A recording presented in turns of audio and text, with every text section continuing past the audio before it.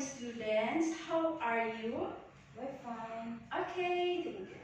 Okay, before I discuss my topic, I will call first your attendance.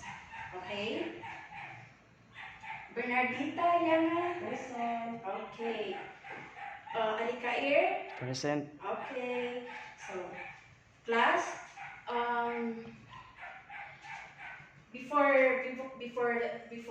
Before this, let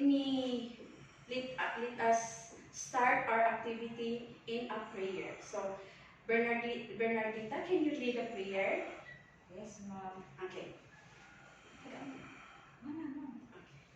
Okay, thank you. So, class, my topic for today is about Philippine environment. So, this is my semi-detailed lesson plan, and my objectives here is describing the location of the Philippines using latitude and longitude land masses and bodies of water. Second, identify the Philippine natural resources, water resources, and biodiversity. Third, to trace the formation of soil from rocks and identify the factors acting together on rocks to form soil. Okay, class, do you have an idea what Philippines is? No, ma'am. Yes, okay. Do you know that what's amazing about Philippines is how many islands do you think Philippines has? 20. Bernardita. Yes, it has 7,641 islands. So, what type of countries Philippines is? Yes, it has lots of islands and water surrounding it. So next, I would like to know, everybody, where in the world map is the Philippines? So, siyempre, wala akong world map. So, akong gibuhat na lang, ako na lang i-summary ang atong lugar or country. So, kani ang naong sa atong Pilipinas. The Luzon, Visayas, and Mindanao. So, of course, we will go directly through what continent is. So, the Philippine continent is what? Asia. Yes, it is in Asia. So, what part of Asia or region? Yes, it is Southeast Asia. So, next, let us use the coordinate system. The coordinate system, this is the longitude and the latitude of the Philippines. So, the longitude is the 13 degrees in north, and the latitude is the 122 degrees east. So what? So next, I would like you to know that are the seas surrounding the Philippines? Yes, since it is an archipelago, it is also surrounded by seas. So next, surrounded by seas. And then, next, over to the east of the Philippines, what body of water? Bernardita, what body of water? Yes, ma'am. Ocean. Yes, it is the Pacific Ocean. This Pacific Ocean is the biggest ocean in the entire world. So next, what body of water is in the west? Alikair. Yes, that is ocean, and it is called Philippine Sea or South China Sea. And also, in the north, so it is the part of the Philippine Sea and the South China Sea as well. Yes, so, and the one is the south of Mindanao. Which is the south of Mindanao called east? What sea is in the south? Yes, it is Celebes Sea. So, these are the main bodies of ocean that are surrounding by the Philippines. Next,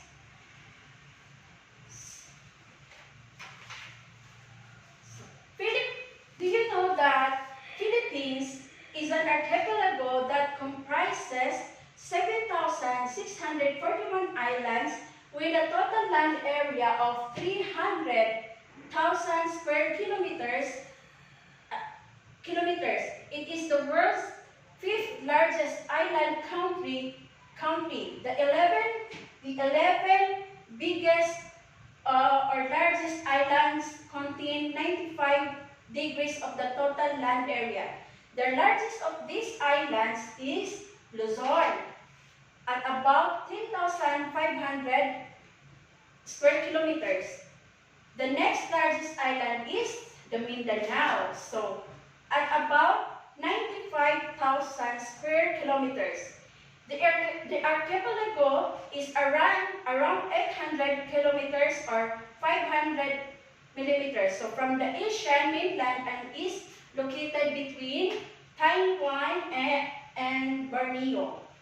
So the Philippine archipelago is divided into 3,000 island groups, such as the Luzon.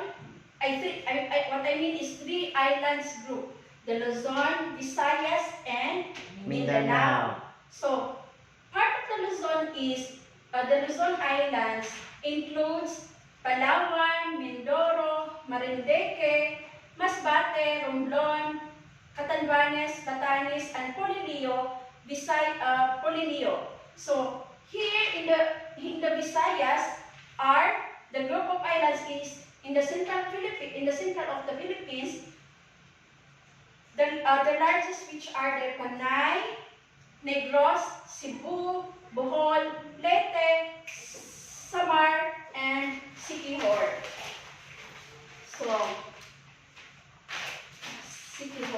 So in Mindanao, as well as the Biliran and Guimaras. So the Mindanao Islands include Mindanao itself, are the Dinagat Island, Siargao, Camiguin, Saman, plus the Sulu Archipelago, composed primarily of Basilan, Sulu, and Tawi-Tawi. So the Philippines is one of the 17 mega biodiverse countries containing 2/3 of the Earth's biodiversity and 70% of world's plants and animals space due to its geographical isolations, diverse habitats are heritage of endemism.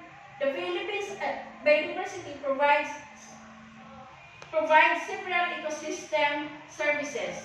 So now, the Philippines obtains its water supply from different sources. These include rainfall, surface water resources, example, rivers, lakes, and groundwater reservoirs, and groundwater resources. It has 18 major river basins and 421 principal river basins as defined by the National Water Regulatory Board, according to them. So, the longest and largest river are the Cagayan River. Here, the Cagayan River discharges approximately 53,943,000 cubic meters of water annually. So, the several factors that act together on rocks to form soil, such as weathering, temperature, and rainfall. So, all of these are part of the rock cycle where a rock undergoes different process to change from rock to soil and form soil to rock. So, Philippines are located at a latitude which nasabi ko na kanina that yung latitude of the Philippines is 13 degrees north and 122 degrees east. So the latitude of the Philippines is expresses the country's location relative to the equator. So Philippine coastline adds up to 17,500 kilometers. 3 prominent bodies of water surround the archipelago. So the Pacific Ocean on the east, the South China Sea on the west, and the North and the the Philippine Sea on the south. So the natural resources of the Philippines are the copper, timber, nickel, petroleum, silver, gold, cobalt, and salt.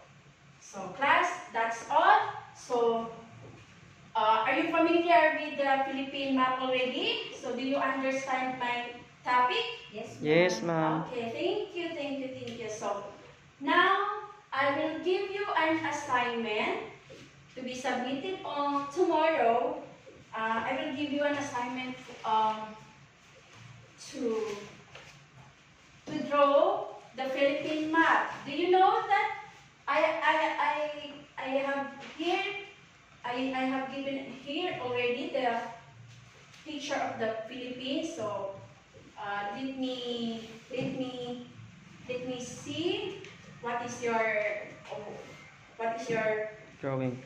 what is your Objective. objectives about this Philippine map. Okay, so tomorrow please submit your assignment.